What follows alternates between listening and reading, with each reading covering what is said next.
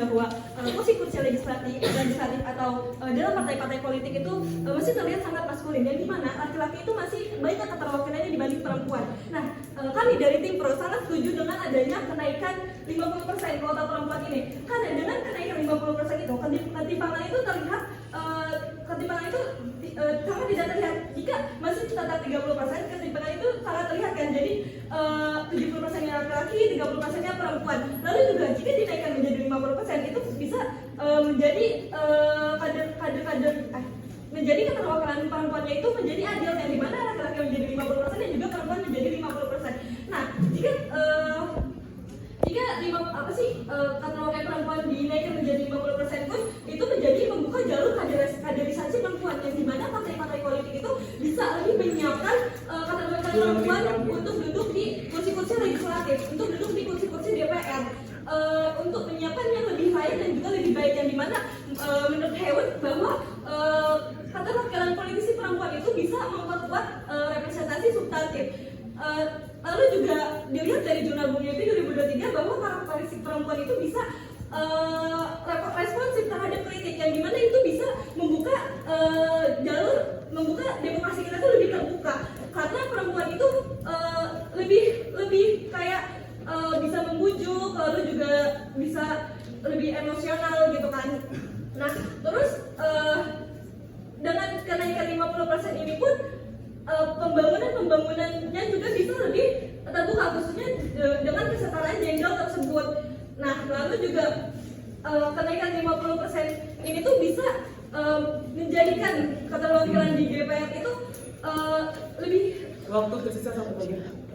lebih adil dan juga lebih banyak, yang dimana ada dari jurnal Bung Yedi 2022 tentang eksistensi perempuan di dalam partai politik. Nah, itu tuh bisa kita lihat bahwa perempuan itu tuh masih bersifat normatif, kayak cuma untuk memenuhi kebutuhan si 30% itu.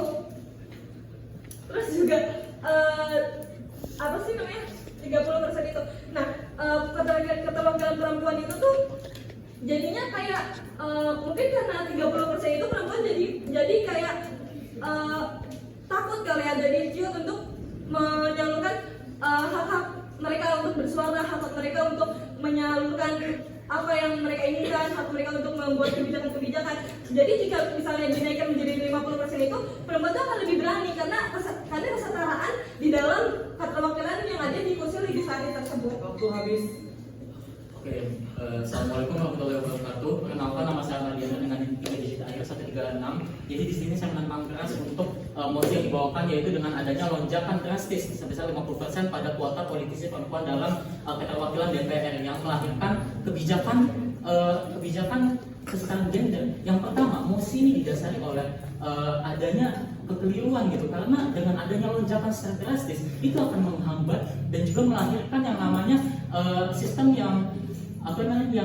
yang substantif gitu, kebijakan yang substantif. Nih, dari data WFD aja, itu memang keterwakilan perempuan sebesar 21,9% yang awalnya sebesar 8,8% pada tahun 1999. Namun dengan adanya lonjakan tersebut, itu tuh bisa melahirkan bahwa perempuan-perempuan ini akan berada di kesetaraan kursi parlemen yang tidak merata gitu, karena nanti ada lonjakan yang menyatakan bahwa parlemen di perempuan ini akan duduk di kursi-kursi yang membahas soal isu perempuan, misalkan dari pelayanan dan juga pelayanan kesehatan dan juga keamanan. Sehingga kalau misalkan lonjakan dari 50% ini menaik secara drastis, itu akan tanpa adanya sistem yang tidak merata gitu, itu akan malah menghambat yang namanya kesetaraan gender dalam jangka panjang. Yang kedua itu solusi yang ditawarkan bukan hanya soal kenaikan sebesar 50% tadi, tetapi juga lebih mengarah kepada sistemnya gitu, dari yang lebih tertata dan juga memiliki keterwakilan yang lebih merata. Itu juga data yang saya ambil dari KPU Papua Pegunungan itu menyatakan bahwa kenaikan secara drastis ini justru melahirkan perempuan dalam politik itu menduduki kursi parlemen yang tidak merata dan lemahnya pembagian kekuasaan yang didominasi gitu. Nah, jadi pada kesimpulannya tim kontrak 2 tidak setuju dengan adanya mosi karena itu sangat bertentangan dan lonjakan sebesar 50% itu sangat tidak terarah gitu, tidak adanya pembagian secara merata. Seperti tadi dari data Sains Direct aja menyatakan bahwa tanpa adanya dukungan sistem yang benar gitu dibalik dari kuota yang dinaikkan tadi, itu akan menghambat dan juga akan melahirkan kebijakan yang substantif, dan juga justru yang tadinya ada kebijakan untuk melahirkan kesetaraan gender itu malah menghambat dalam jangka waktu panjang seperti itu. Nah, itu juga bisa kita simpulkan bahwa mosi pada akhirnya yang memberikan kesan 50% dinaikkan dalam politik perempuan itu sangat keliru dan bukan menjadi solusi utama gitu, karena masih ada tindakan lain dari sistem yang berjalan di belakang seperti itu. Makasih. Menggambarkan bahwasannya keterwakilan perempuan itu keterwakilan perempuan yang baik tidak menjamin legitimasi bahwa perempuan menjamin kebijakan gender itu terrealisasikan, dan itu diperkuat oleh studi Ramdhani di mana di Indonesia di DPR dan DPRD bahwa kebijakan kuota perempuan 30% aja itu nggak menjamin kebijakan pro gender. Interupsi. Selama ini kan kita sudah tahu ya bahwa ditetapkan oleh Undang-Undang Nomor 8 Tahun 2010 bahwa Indonesia itu menetapkan persentase keterwakilan perempuan itu sebesar 30%. Tadi saudara Isna ini menyebutkan bahwasannya keterlibatan perempuan itu tidak menjamin kebijakan-kebijakannya akan bagus gitu. Tapi Interupsi. Dari data tersebut pada kompas.com menunjukkan bahwa memang kota ini dijamin oleh undang-undang, tetapi pengimplementasiannya terhambat. Mengapa? Karena dari situ bisa kita lihat bahwasannya dari data kompas.com pada tahun pemilu 2024 itu menunjukkan kota tersebut. Di sini mestinya kan menekankan akan bahwa dengan peningkatan persentase keterwakilan perempuan sebesar 50% di kursi DPR itu akan menekankan terhadap kesetaraan gender yang dimana tidak ada pembatasan Keterwakilan 50% itu hanya bisa menjadi boneka saja, hanya bisa menjadi hiasan. Kita harus memaksimalkan kuota 30%. Kuota 30% dari pemerintah, di mana pemerintah sudah menjamin dalam Undang-Undang Nomor interupsi. Tapi dengan hanya memberikan presentasi 30% itu akan membuat ketimpangan yang dimana perempuan itu akan menganggap tidak ada kesetaraan antara laki-laki dan perempuan. Disebutkan dalam jurnal Bung Yebi dalam jurnal Bung Yebi bahwasannya di Banten saja presentasi keterlibatan perempuan itu sudah mencapai 40 sampai 50%. Nah, kenapa di kursi DPR itu tidak ditingkatkan presentasenya agar perempuan itu pada 2024 caleg menunjukkan 37,2%, tetapi pada akhirnya keterpilihannya masih rendah. Nah, itu menunjukkan itu karena persepsi dari masyarakat yang menganggap bahwa perempuan itu tidak layak dengan adanya peningkatan yang bisa membuat kebijakan pro gender. Tidak hanya perempuan saja, laki-laki juga bisa membuat kebijakan pro gender. Maka dari itu kita harus maksimalkan kuota 30%. Keterlibatan perempuan itu perempuan itu akan tahu apa masalahnya selama ini yang mereka rasakan. Kalau hanya dari sudut pandangan maka dari itu dia mengatakan bahwasanya perempuan adalah kelompok rentan yang mengalami diskriminasi. Maka dari itu permasalahannya adalah hal-hal seperti tersebut, diskriminasi dan juga budaya patriarki yang harus diselesaikan dan direvitalisasi. Maka dari itu yang perlu direvitalisasi adalah internalnya, bukan kuota 50% tersebut. Ayo. Nah, Sulbakti sendiri kan menekankan kalau partisipasi perempuan itu memperkuat demokrasi.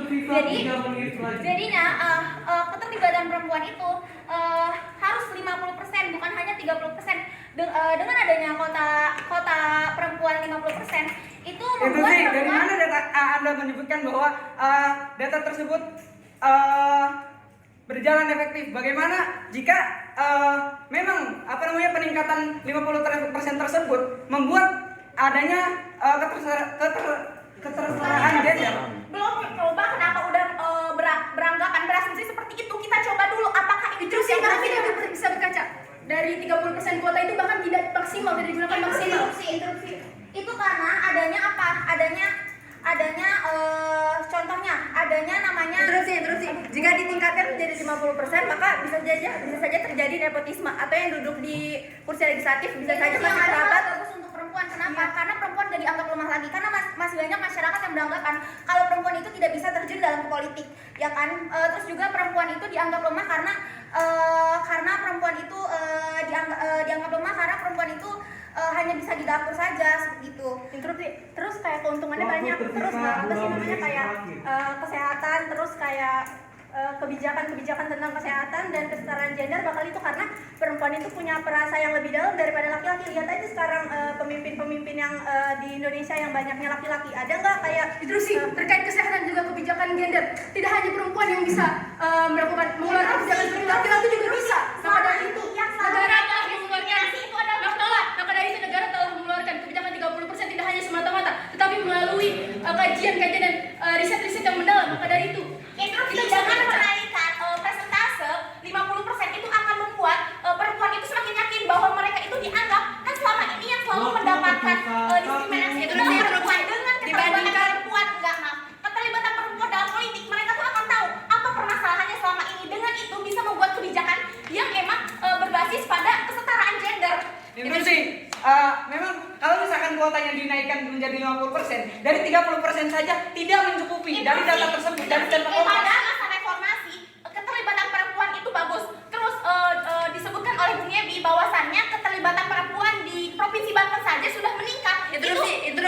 Tandanya bahwa perempuan itu mampu dan layak untuk menjadi seorang pemimpin. Di Rwanda, negara Rwanda, keterlibatan perempuan itu sudah mencapai 60% dan itu tuh memenuhi sepenuhnya dengan Interupsi. Dibandingkan dinaikkan menjadi 50%, lebih baik kita memperbaiki 30% ini, memaksimalkannya. Karena seperti yang kita lihat, kita saja sekarang belum mencapai 30% itu. Data menunjukkan bahwa hanya mencapai 27,2%. Selama ini yang bermasalah itu bukan masalah Oke, berdiri semuanya.